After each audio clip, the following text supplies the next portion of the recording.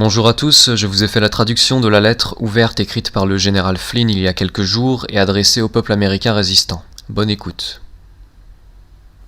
Nous sommes témoins d'attaques vicieuses des ennemis sur tout ce qui est bon, et notre président doit agir d'une manière qu'on n'a pas vue depuis des décennies, voire des siècles. La nature biblique du bien contre le mal ne peut pas être écartée lorsque nous examinons ce qui se passe dans les rues d'Amérique. C'est le marxisme, sous la forme de l'Antifa et du mouvement Black Lives Matter, contre nos professionnels de l'application de la loi, très compétents et très sous-estimés, dont la grande majorité se bat pour nous fournir des maisons, des rues et des communautés sûres et sécurisées.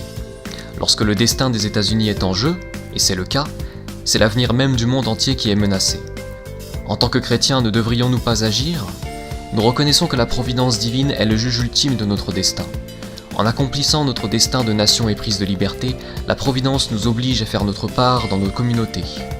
Elle nous encourage, dans cette lutte contre les forces du mal, à affronter nos peurs de front. Aucun ennemi sur terre n'est plus fort que les forces unies des peuples qui craignent Dieu et aiment la liberté. Nous ne pouvons plus prétendre que ces forces obscures vont disparaître par la seule prière. Les prières sont importantes, mais il faut agir.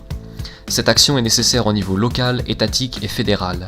Il faut également agir dans les domaines de l'économie, des médias, du clergé et de l'Église. Décidez comment vous pouvez agir dans la limite de vos capacités. Levez-vous et exprimez vos convictions. Soyez fiers de qui vous êtes et de ce que vous représentez.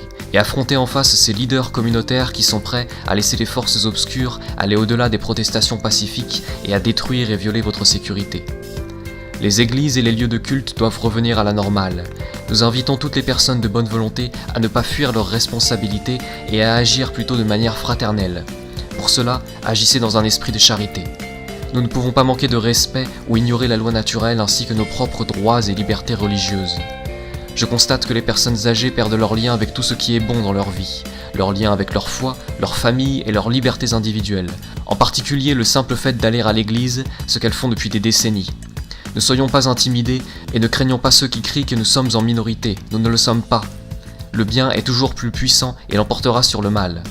Cependant, le mal réussira pour un temps lorsque les gens de bien seront séparés les uns des autres et de leur vie personnelle, les enfants loin de leurs enseignants, les prêcheurs de leur congrégation, les clients de leurs entreprises locales. L'Amérique ne cédera jamais au mal, les Américains travaillent ensemble pour résoudre les problèmes. Nous ne permettons pas et ne devrions jamais permettre à l'anarchie et aux forces du mal qui la sous-tendent d'opérer dans n'importe quelle rue de notre nation.